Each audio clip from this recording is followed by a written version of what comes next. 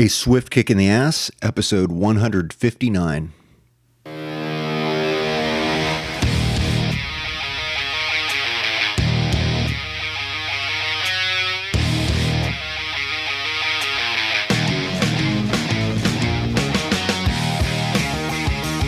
Life is challenging and difficult.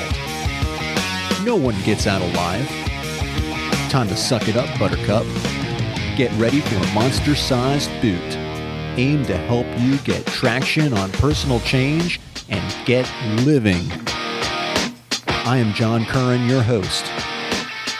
Join me as I share my journey, exploring the forces that motivate us to change and help us get through whatever life throws at us. A swift kick in the ass. Life on your terms.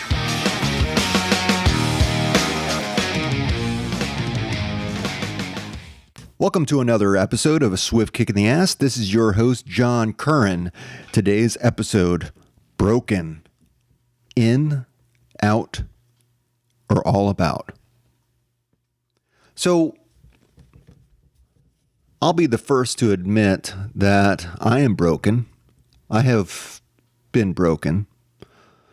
Maybe not as much currently, but I think to some extent we are all broken.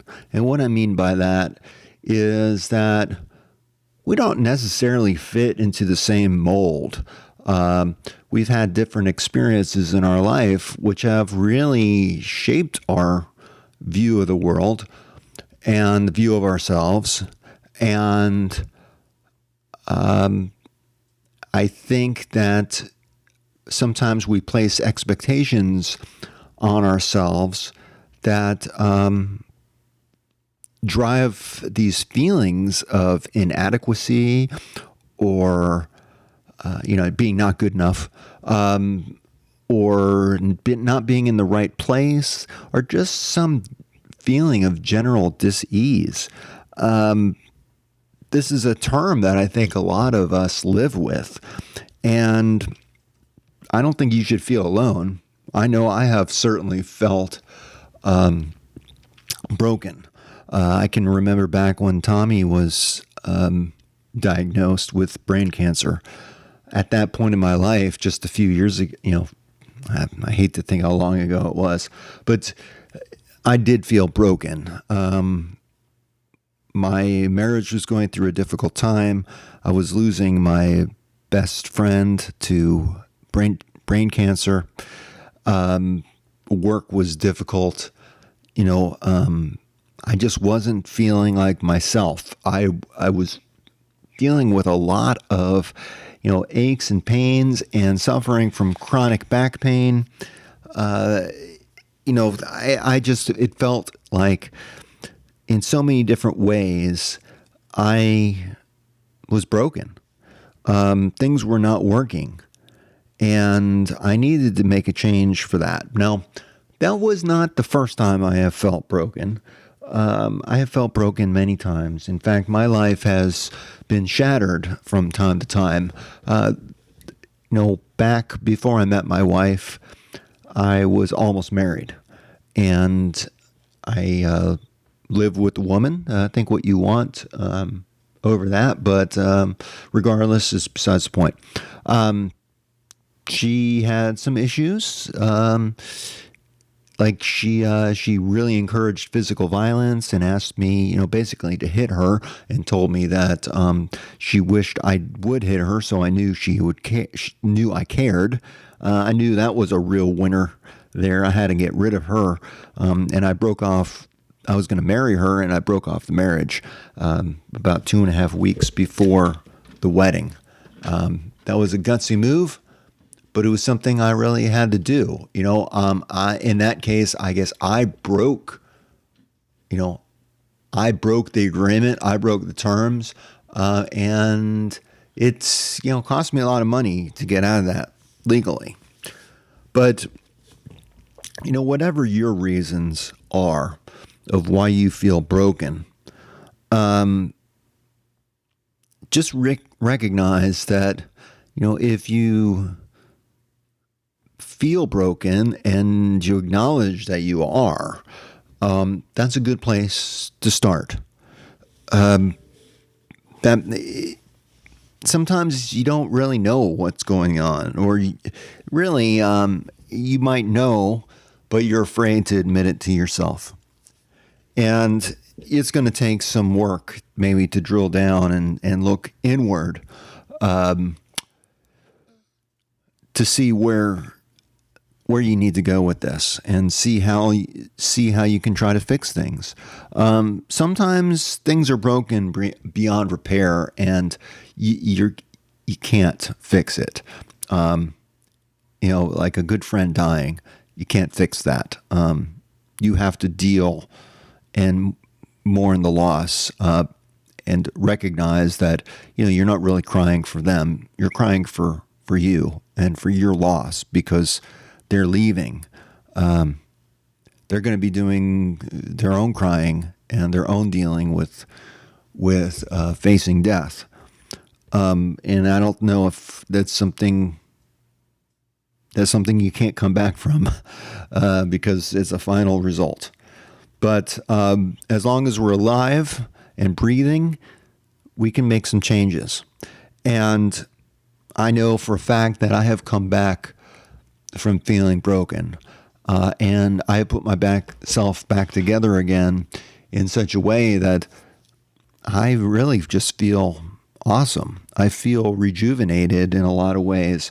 Remember back when you were a kid, you really didn't have a lot of concerns. You didn't worry about moving the wrong way, or you just ran and jumped and hopped and played. You didn't think about physical activity. And maybe we weren't even consumed with overpowering thoughts about the future and how bad it is looking right now. Physically, spiritually, mentally, you felt all together probably at one point. You felt totally yourself. I'm back to that again. It took a lot of work. And I want to talk about that a little bit more in depth to help you. So when we feel that we're broken, I think there's a question of, do you want to try to repair your terms or replace them? Now, we can't unlearn things. Once we learn something, we learn it.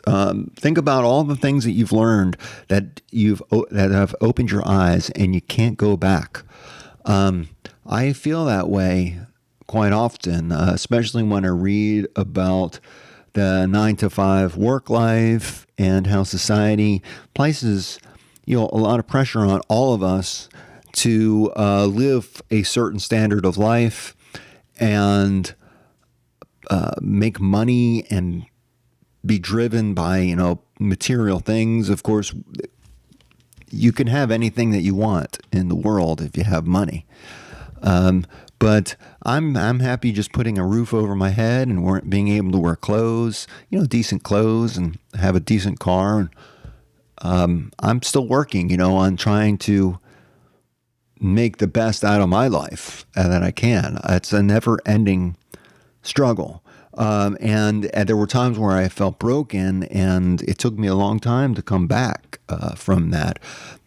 After I called off my marriage, I actually had a really good job working in the VA medical system, and I was just so torn up that I ended up quitting that job.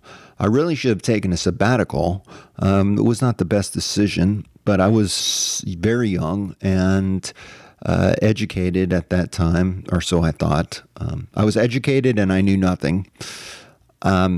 But I thought leaving that job and moving on and going into business with some friends of mine would be a good idea. It was not a good decision. I experienced homelessness at that time. I had some retirement savings and I cashed it all out. Took a huge tax hit on that just because I had to survive. I got through it. My wife stuck with me through it. There were a lot of silver linings that came through that experience. I saw myself in a different light, and I proved to myself that I can pull myself up from the bootstraps and make something of myself and build something. And that is what I have. And this is why I do the show, is so I can help others hopefully think about their lives in a different way and recognize that, there are some cultures that really appreciate broken things. Think back about vases or, ancient pottery in Japan. You'll see a lot of them have been repaired and they're treasured. My wife, I had a coffee mug, one of my favorite coffee cups. The handle broke off in the dishwasher. It just snapped off. Pretty clean break. And I was like, okay, I'm going to fix it. And my wife was like, no, I'll just buy you a new coffee cup. Just throw that out. It's nothing special. But to me, it's not a point of being special or not. It's a point of, why should I waste money on buying a coffee cup? I really enjoyed that. It was my weekend coffee cup. Just something about it gave me a good feeling, holding in my hand, enjoying my coffee. Not worth any money. It just gave me a good feeling. So for that, it had value. So I'm going to repair it. I repair it, and I'll use it again, and continue to use it. Same thing with this nearly 60-year-old boat that I'm restoring. What I'm noticing is that a lot of the original switches and everything, they're much better built than the ones that are built today. If they're not working, I can take it apart, clean it up a little bit, put it back together, and it works beautifully again. It's built differently. And I guess what I'm telling you is that you too can build your life differently. Take this as an opportunity. This difficult time that you're going through, you're going to get through it, because everything in life is temporary. And in fact, our life, our lifespan, the amount of time that we have here on this earth alive is very, very short. And it's really just a blip in the whole span of time. And, we haven't been around for millions of years. We'll be lucky if we get to 100 years. We'll be lucky if we get to 75 or 50. Tom made it to 50. It can happen. I've also been shaped in my life by other friends who have died.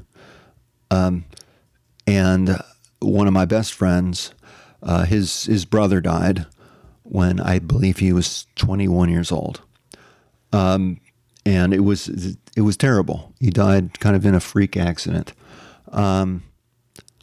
But as I think about Zahn, every picture that I saw of him, he had a big smile on his face, and he was doing something amazing, like going out to Montana to be on a dude ranch to work for a while. He was an artist, so he had incredible paintings that he made. He lived life to its fullest. It was short, but it was full. In comparison to another guy I knew by the nickname of Bug. His real name was Rob, and he hated bugs, but he was giving everyone nicknames, so I started calling him Bug. Okay, that's it. I might write more about this, but let me know if it sounds interesting. In any case, Bug was a real character, and he married an exotic dancer. I think she was bisexual because it was kind of, I guess, maybe an open relationship. It didn't last very long, I don't think. But Rob died alone in his room after like tripping a couple days on ecstasy. And I mean, this is what I heard. I kind of fell out of touch with him, but Reed tried to reconnect and found out that he had died. And he was apparently dead for a week before they found his body. His roommate thought they didn't take out the trash. But where's Rob? Well, he's dead, rotting in his room. He died, I think, when he was 27. These things happen. I have another friend, Kim, I've talked about before. She got AIDS from her dentist, purposely infected. One of the nicest, just virtuous people I've ever met. And her life was taken from her. She was basically murdered, all to prove a point. These things have shaped me. And when you talk about being broken, when my friend Kim died, I got very angry at God, at the world, just at life. I couldn't understand why someone so good was taken, especially in such a horrible way. And it took me a long time to deal with that. I had to put myself back together because life does go on. And yes, bad things happen, and bad things happen to good people. And I know there's a book written about that, but that is life. And, you can look at these things as being bad, or you can look at it as, I didn't ask for these things, but this is the way it is. And it's time to buck up and get going. Life is too short to get to just have that drain you and take away precious time. I tell my kids this all the time. For every minute that you're unhappy is a minute you could have been happy. A lot of this, we do have a choice to make.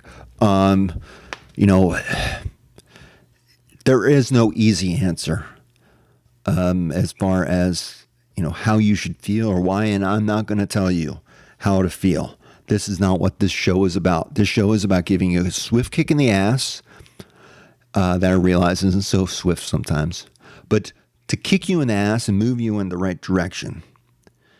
Now, if you're feeling broken, recognize that you may need professional medical help. You might need to go to a psychiatrist. You might need to go to a doctor. You can get some medication to try to help get you out of this funk or whatever you're going through. I am not a medical doctor. And I don't claim to be. And what I talk about is just based on my own life experience and what has worked for me. It may not work for you in the same way. In fact, it probably won't. You're going to apply it in your own way.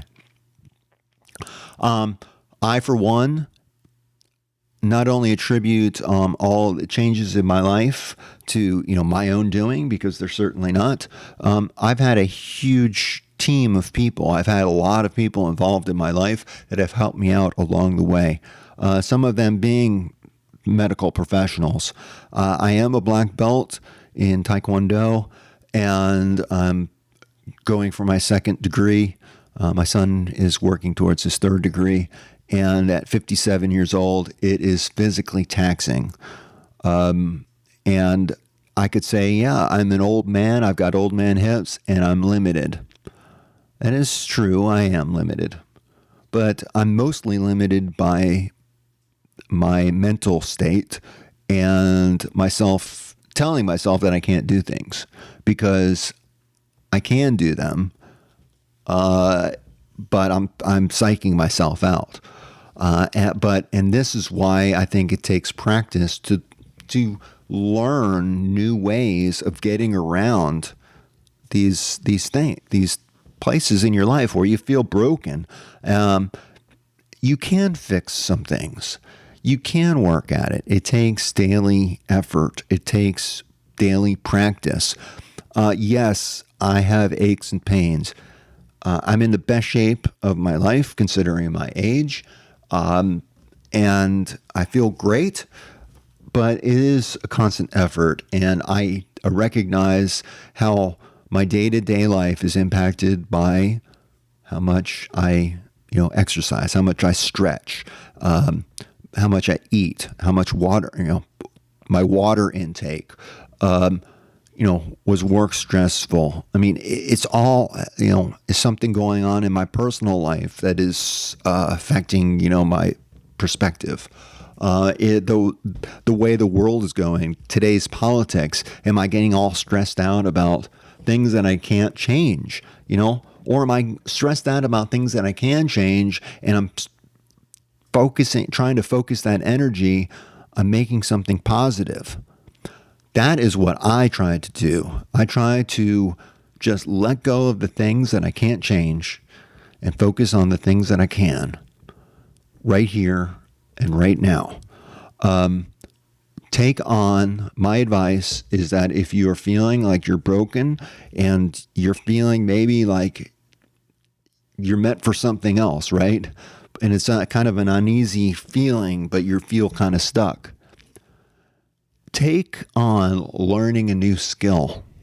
Doesn't matter what it is, just that it's new, or somewhat new, or something that you have maybe a base knowledge of, or something that you can build on. But that more experience and more knowledge is going to make you more skilled. I'm going to go back to my boat work now. I'm not a mechanic. Just as much as I'm not a doctor, I'm not a mechanic. I'm not many things. I'm really a jack of all trades, master of none. I am not afraid to pursue something that I don't know about. I try to learn as much as I can, and I also try to make a decision about when to cut the bait, right?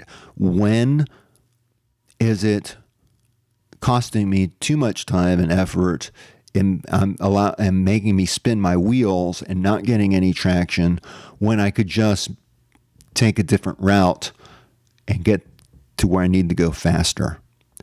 I think a lot of the times, think perseverance has gotten me so far, and I owe a lot of my accomplishments to being perseverant, and also to proving other people wrong. When people tell me that I can't do something or it's impossible, I show them it is very quite possible. I've done it. I'm going to do it right here.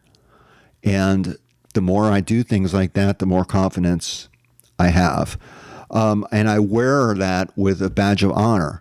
I wear the fact that I called off a marriage 2.5 weeks before the wedding. I do wear that as a badge of honor too, because I know that if I would have gone through with that decision, which was a very, it was a bad decision to propose to that girl. We would not have worked out. I got out before any children were involved.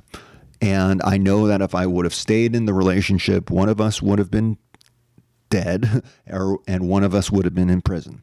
I'm just not exactly sure which one. But I'm glad, and I wear a badge of honor that I had the kahunas to break that off. A lot of people would just say, "Oh, I don't want to go through it. I'm not going to address it. I'm just going to be silent until it says I do," and they go through with it. And then they find out, no, I really shouldn't have done that. Should have just owned up to it, that it was not right, and then right the wrong for your own life. Again, sometimes we break things by choice, and we burn that bridge and we ain't going back. Other times we want to repair,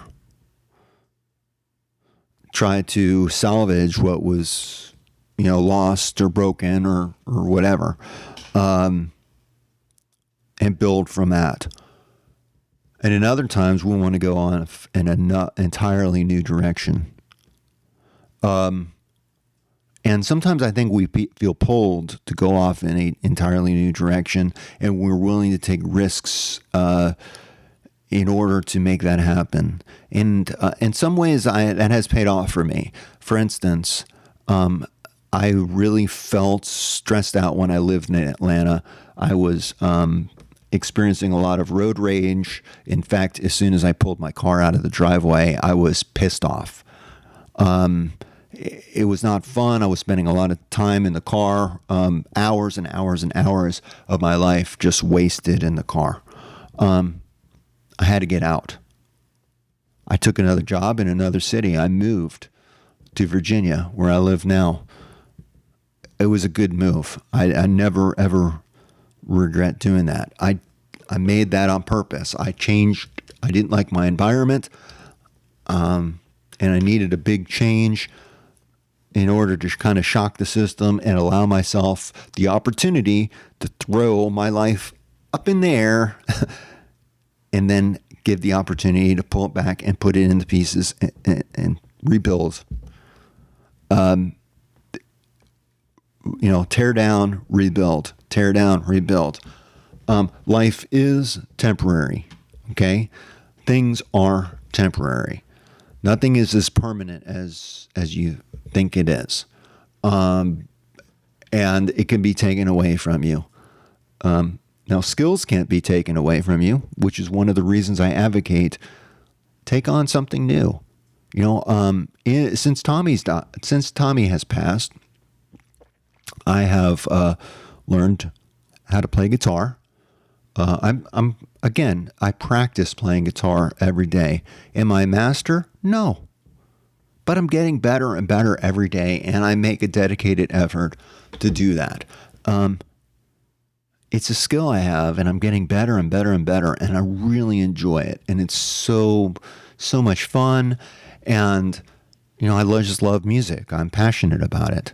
I'm passionate about my boat. I want to get that up and running so I can take my family out and my friends, and I can enjoy the Chesapeake Bay and go fishing. And it's really a tool for me to be able, that I'm building. I'm building this part of my life. I'm building a new term in my life. Temporarily, it's taken me away from my family because I've been working on the boat and not able to spend time with them. They're not working with me on it. But that's okay because they're going to spend time with me once I get it done and we go out. Now, I've had help on that. I've had mechanics. I've had friends. I've had YouTube to learn what I need to do. And it all began with a choice that I made. And if you want to change your life, you need to make that choice right here. And you don't have to do it right here or right now. But you have to make that choice. I can't make it for you. I'm not going to tell you what to do, but I'm going to say it. You have to own it. And it is up to you to make your life the way you want it.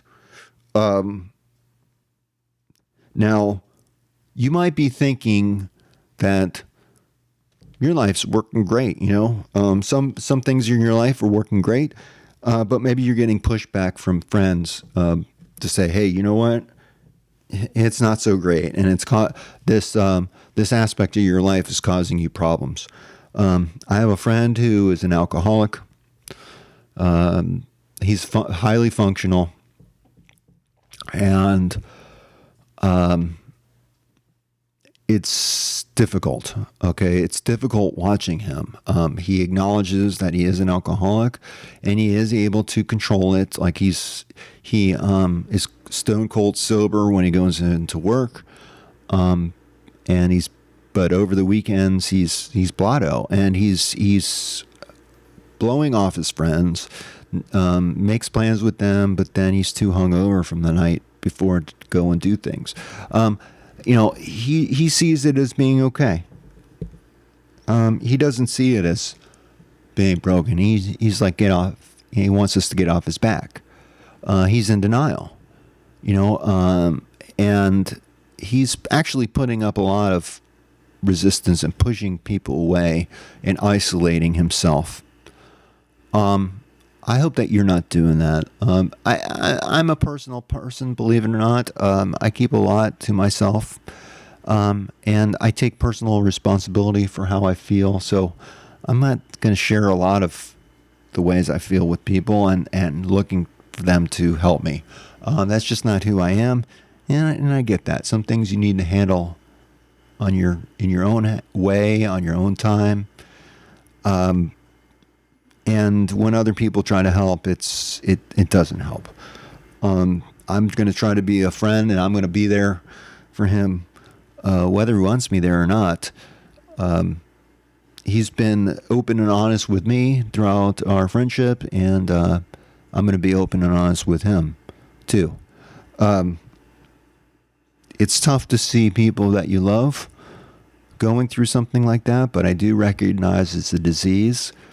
And a lot of the disease is it's taking him on a path that I know how it ends, and it's not good. He knows how it ends, and it's not good either. And I think he feels powerless to that. But he can get help, and there is help available to him when he wants it. But he's not quite there yet. Anyhow, this is where, again, I think practice comes in. And what I mean practice is, just doing it daily.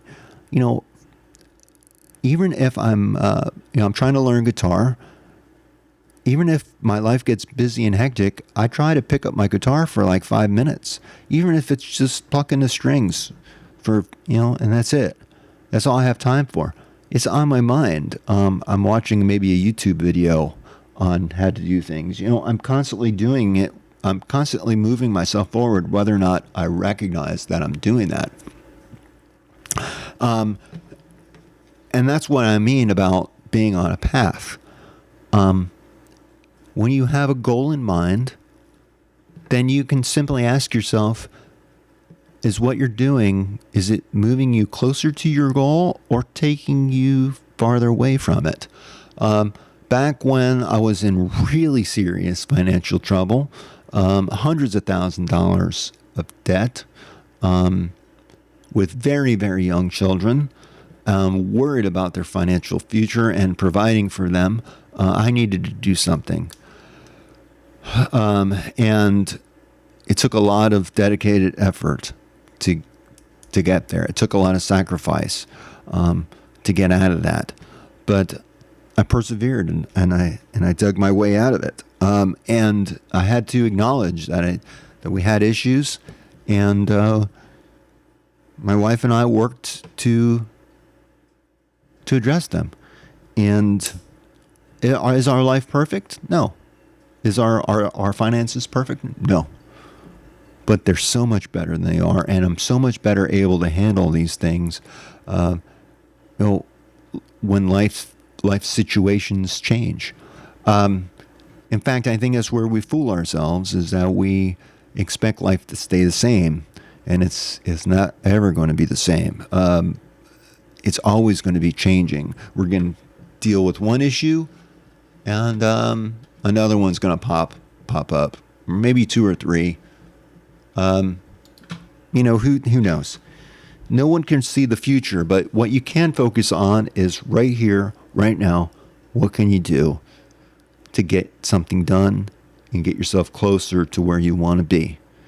And just keep chipping away. Keep chipping away. Now,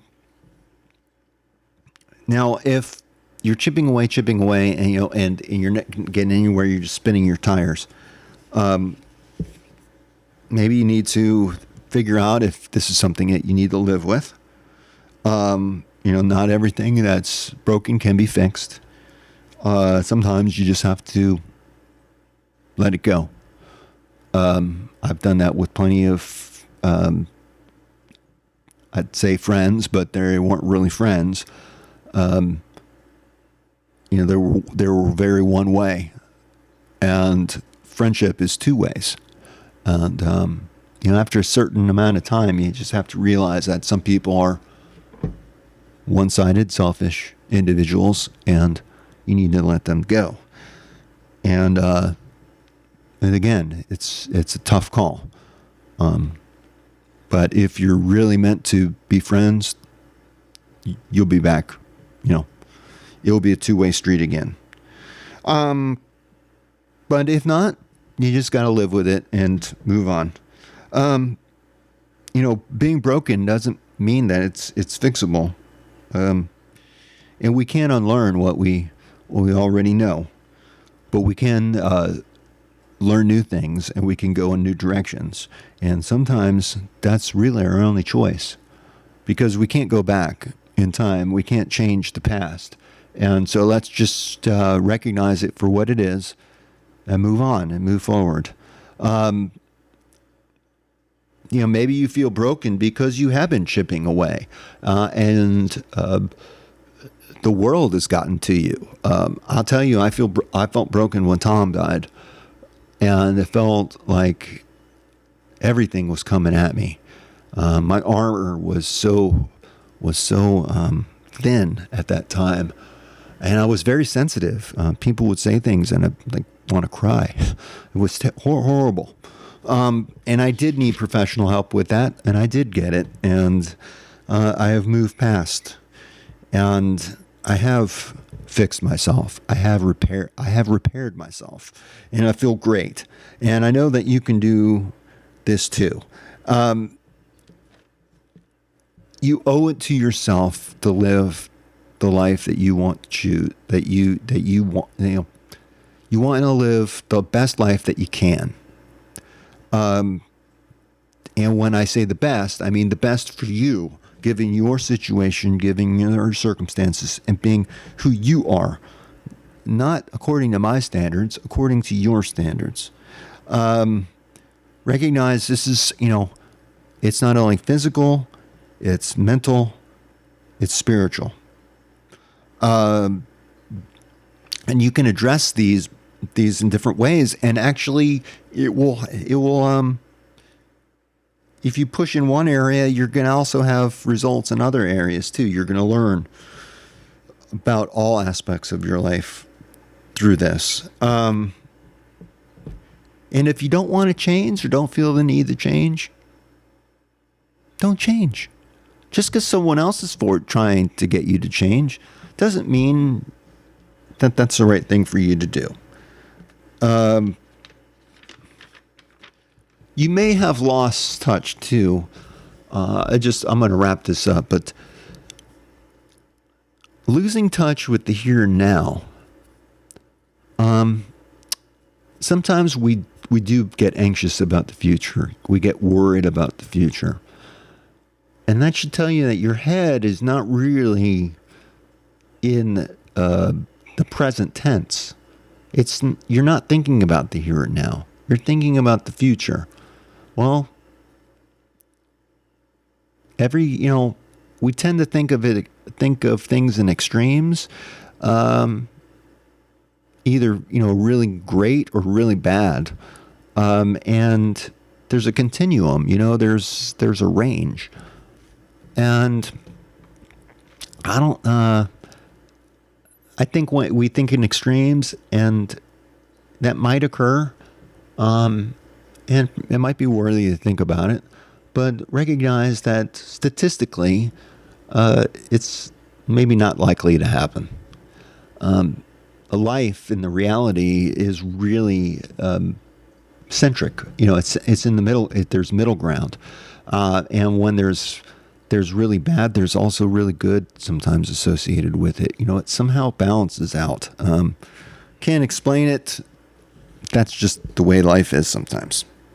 And that's okay. So if you're feeling broken and you want to repair your terms, I know that you can. I mean, I know that you can work at it. And I wish you all the best of luck in figuring out how to move forward. Now, on my website, I do have an ebook about a purpose-driven life, and I think that may help you, give you some really good basic, insights and tips, and just really give you something to think about. My products on the website are they're not expensive. This is not to become rich. This is really to help people. And if you put in ASKITA 20, you're going to get 20% off of a product.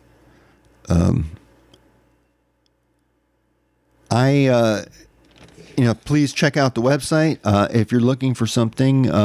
If you need some type of help in dealing with your terms, you're looking to change the terms of your life, and you want to know more about something, and you think I can help, please reach out to me at john@aswiftkickintheass.com. Check me out anywhere you get podcasts. Check out my website. Anyhow, I think that is it, and I wish you all the best. These are very trying times that we live in, but it's temporary. We're going to get through this. So use this to your advantage. Use this time to your advantage, and really get the life that you want on your terms. Until the next time, this is John Curran on A Swift Kick in the Ass. Peace.